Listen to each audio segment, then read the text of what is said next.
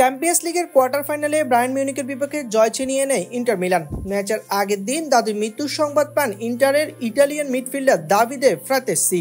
তবে ব্যক্তিগত শোককে জয় করে মাঠে নিজের সর্বোচ্চটা দেন তিনি এবং শেষ মুহূর্তে করা তার দুর্দান্ত গোলেই নিশ্চিত হয় ইন্টারের জয়।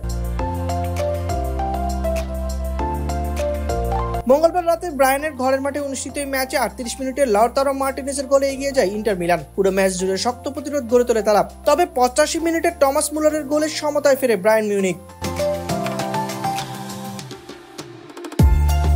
তবে তা বেশিক্ষণ ধরে রাখতে পারেনি জার্মান জায়ান্টরা। 88 মিনিটে কার্সেলন অগাস্টোর নিখুঁত আড়াআড়ি পাস থেকে গোল করে দলকে আবারও এগিয়ে দেন 74 মিনিটে বদলি নামা ফরাতোসি। এই গোলেই নির্ধারণ করে ম্যাচের ভাগ্য।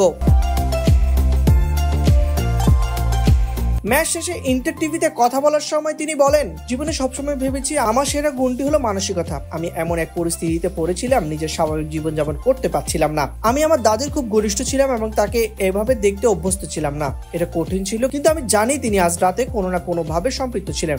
হয়তো তিনি উপর থেকে আমাকে উৎসাহিত করেছেন। এই আবেগঘন জয়ের মাধ্যমে সেমিফাইনালের দৌড়ে এগিয়ে গেল ইন্টার মিলান। দুই দলের ফিরতি লড়াই অনুষ্ঠিত হবে 16 এপ্রিল ইন্টারের ঘরের মাঠে সান সিরিওতে। ম্যাচটি ঘিরে ইতিমধ্যে উত্তেজনা তুঙ্গে রয়েছে।